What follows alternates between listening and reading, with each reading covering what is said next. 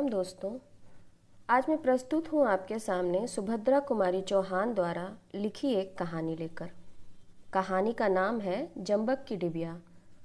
कभी कभी हम जीवन में ऐसी गलतियाँ कर देते हैं और ऐसी गलत फहमी पाल लेते हैं कि उसके चलते हमें जीवन भर अपराध बोध से ग्रस्त रहना पड़ता है और ये छोटी सी गलत फहमी किसी के जीवन को भी समाप्त कर देता है। तो चलिए कहानी की शुरुआत करते हैं। इस जंबक की डिबिया से मैंने एक मनुष्य का खून जो कर डाला है, इसलिए मैं इससे डरता हूँ। मैं जानता हूँ यही जंबक की डिबिया मेरी मौत का कारण होगी। प्रोफेसर साहब ने कहा और कुर्सी पर टिक गए। उसके बाद हम सभी लोगों ने उनसे पूछा, जंबक की डिबिया से मनुष्य की हत्या आखिर हो ही कैसे सकती है?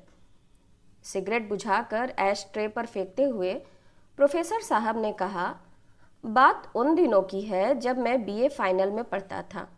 केठानी हमारे घर का पुराना नौकर था, बड़ा मेहनती, बड़ा ईमानदार।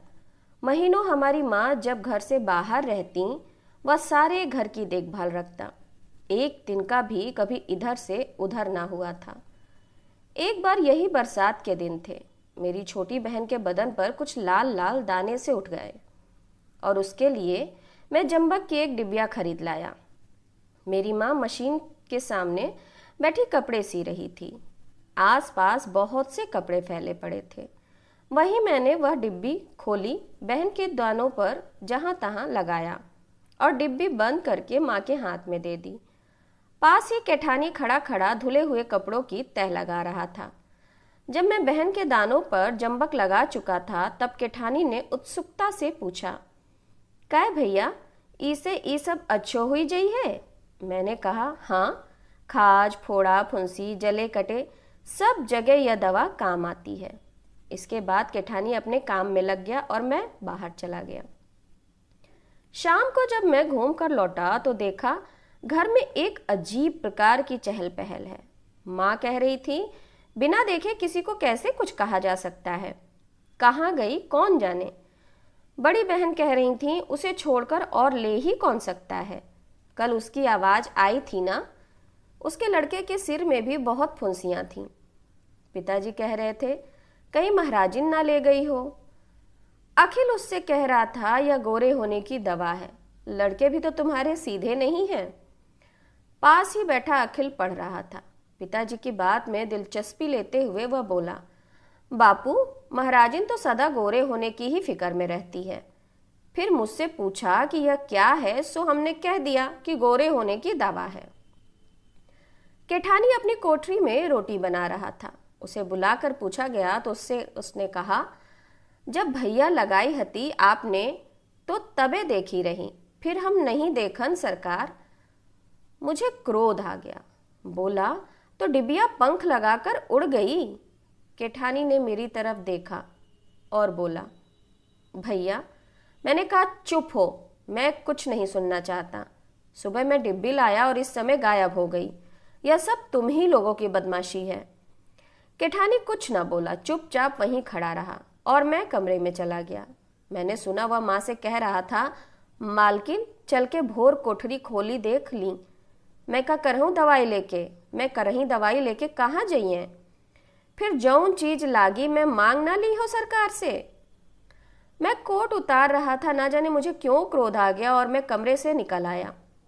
बोला, चले जाओ अपना हिसाब लेकर, हमें तुम्हारी जरूरत नहीं है। आखिर माँ ने बहुत समझाया, पर हम सब भाई बहन ना माने और माँ ने केठानी को बहुत रोकना चाहा और वह यही कहता रहा, जब तक भैया माफ ना कर देंगे, अपने मुंह से मुझसे रहने को ना कहेंगे, मैं ना रहूंगा। और ना मैंने केठानी से रहने को कहा और ना वह रहा। हमारे घर की नौकरी छोड़कर वह चला गया, पर घर के सब लोगों को वह प्यार करता था।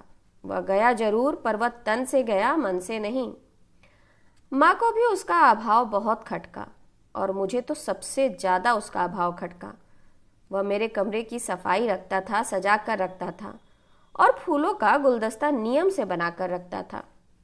मेरी जरूरतें वह बिना बताए समझता था और पूरी करके रखता था। पर जिद्दी स्वभाव के कारण चाहते हुए भी मैं माँ से यह न कह सका कि केठानी को फिर से बुला लो, जो कि मैं हृदय से चाहता था। एक दिन माँ ने कहा कि केठानी राय साहब के बंगले पर गारा मिट्टी का काम करता है। मैंने सुना, मेरे हृदय में ठेस सी लगी। बूढ़ा आदमी, डगमग पैर, भला वह गारा मिट्टी का काम कैसे कर सकेगा? फिर भी चाहा कि यदि माँ कहें कि केठानी को बुलाए लो तो मैं इस बार जरूर कह दूंगा कि अच्छा बुला लो। पर इस बार माँ ने केवल उसके गारा मिट्टी ढोने की खबर भर दी और केठानी को फिर से नौकर रखने का प्रस्ताव न किया। एक दिन मैं कॉलेज जा रहा था, देखा केठानी सिर पर गारे का तसला रखे चालों पर से कारीगरों को दे रहा था। 40 फीट ऊपर चाली पर चढ़ा हुआ बूढ़ा केठानी खड़ा काम कर रहा था। मेरी अंतरात्मा ने मुझे काटा, यह सब मेरे कारण है। और मैंने निश्चय कर लिया कि शाम को लौटकर माँ से कहूँगा कि अब केठानी को बुला लो, वो बहुत बूढ़ा और कमज़ोर हो चुका है। इतनी कड़ी सज़ा उसे ना मिलनी चाहिए। दिन भर मुझे उसका ख्याल बना रहा। शाम जरा जल्दी लौटा। रास्ते पर ही राय साहब का घर था। मजदूरों में एक विशेष प्रकार की हलचल थी। सुना कि एक मजदूर चाली पर से गिरकर मर गया। पास जाकर देखा, वह केठानी था। मेरा हृदय एक आदमी की हत्या के बोझ से बोझिल हो उठा। घर आकर माँ से सब कुछ कहा। माँ की उसके कफन के लिए कोई नया कपड़ा निकाल दो। माँ अपने सीने की कपड़ों की पोटली उठा लाई। नया कपड़ा निकालने के लिए उन्होंने ज्यों ही पोटली खोली, जंबक की डिबिया खट से गिर पड़ी। तो ये कहानी यहीं समाप्त होती है। नमस्कार। आप लोगों से विनम्र अनुरोध कि मेरे चैनल को लाइक करिए, शेयर करिए, सब्सक्राइब करिए, ताकि मैं ऐसी प्यारी प्यारी छोटी छोटी लंबी लंबी कहानियाँ आप लोगों के लेके आती रहूँ। नमस्कार।